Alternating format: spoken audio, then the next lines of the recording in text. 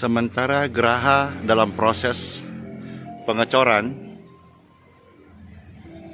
Pastor melihat ke langit.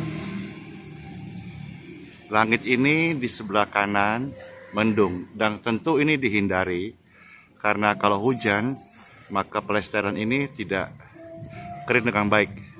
Namun di sebelah kiri itu terang, ya. Sebelah kiri terang, sebelah kanan ini gelap. Gambaran ini Pastor mau posting, tujuannya adalah gambaran kehidupan manusia. Seringkali kita diperhadapkan ada masalah, ada jalan keluar. Bible berkata ada kutuk, ada berkat. Kita diajar, kita mau mengeluh atau bersyukur. Kita diberitahu oleh firman Tuhan, apakah kita mau terus tinggal dalam lembah air mata atau datang kepada mata air sumber hidup. Sementara Pastor menyampaikan ini dengan kata-kata firman, sebelah kiri atau yang terang ini semakin menguasai, sehingga yang gelap tadi semakin menjauh. Kalau kita bisa mengucapkan kata-kata yang baik, mengapa harus mengucapkan kata-kata kutuk? Kalau kita bisa memberkati, mengapa harus mengutuki? Kalau kita dapat mengampuni, mengapa harus membenci? Kalau kita harus dapat memberi, mengapa kita menyimpan? Kiranya renungan tentang langit ini ya bisa memberikan kita sebuah pengharapan, pencerahan.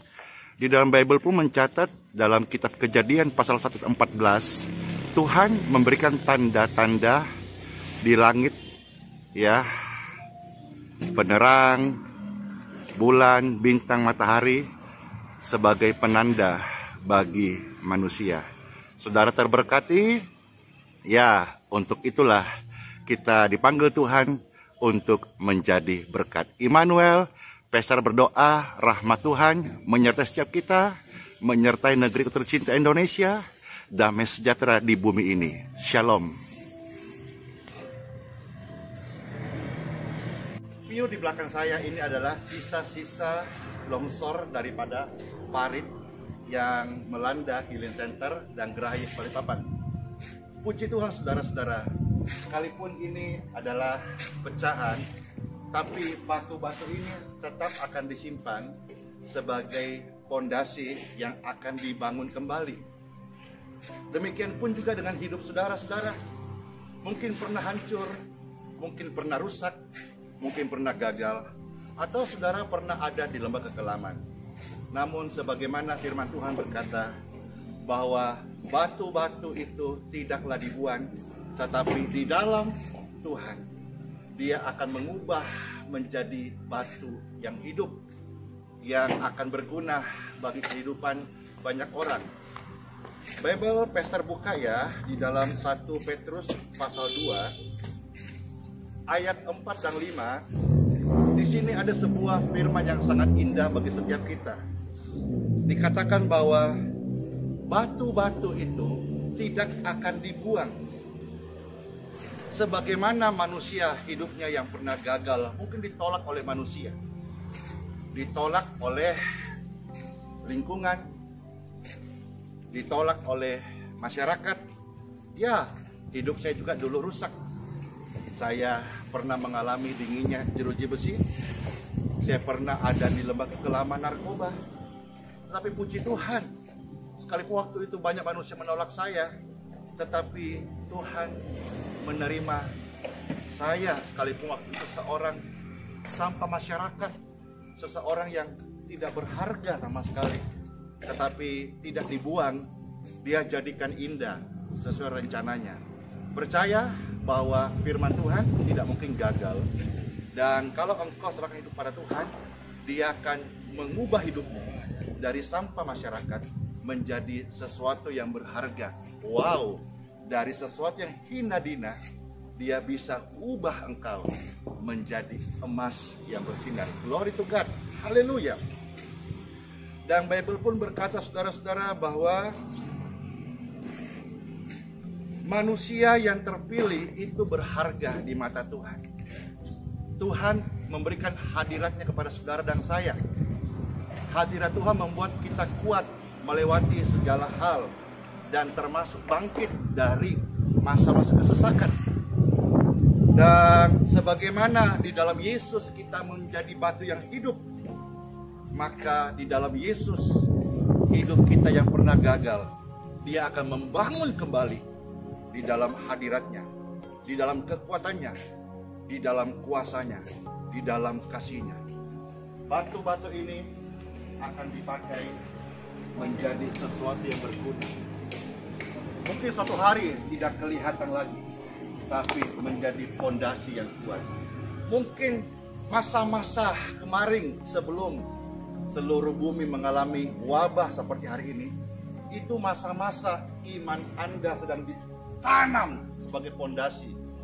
Namun hari-hari ini yang tidak kelihatan ini akan menjadi satu manfaat yang besar bagi negeri kita tercinta Indonesia.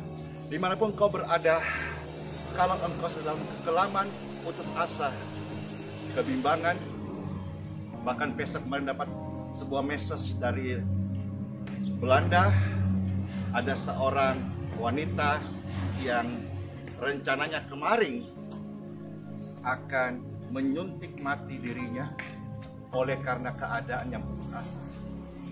Puji Tuhan, Pastor berkesempatan untuk share dan bagikan firman kepada dia. Saya tidak tahu apa yang terjadi hari ini, tapi saya tahu life is choice, hidup adalah pilihan. Tetapi seperti yang tadi Pastor kasih video, dihadapkan kepada engkau, ada gagal, kalah, putus asa, menyerah, ataukah pandanglah, sebab Yesus hidup, ada hari esok, sebab Yesus hidup. Ku tak gentar, karena ku tahu Dia pegang hari esok. Hidupmu dan hidupku jadi berarti. Batu-batu ini tidak dibuang. Masa lalumu yang kelam, jangan pernah engkau sesali lagi. Karena Tuhan bisa mengubah masa lalu yang kelam itu menjadi fondasi, menjadi engkau manusia rohani yang kuat di dalam anugerahnya. Let's pray. Setiap pemirsa dimanapun yang menyaksikan video ilustrasi, renungan, dan pesan ini, siapapun dia, ketika mereka angkat dua tangan di layar televisi, layar kaca gadget mereka, tempat di mana engkau mengangkat dua tangan, I pray, hadirat Tuhanku yang suci, yang kudus, yang menguatkan, yang membangkitkan engkau, ada saat ini. Dan Pastor berdoa demi kemurahan Tuhan,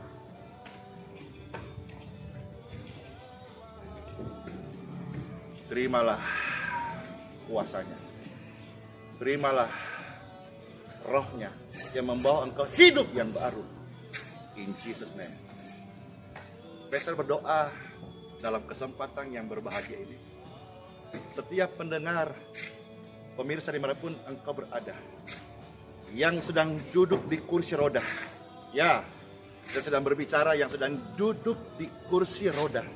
Siapapun Anda yang sedang duduk di kursi roda sekarang ini, berdirilah in Jesus name,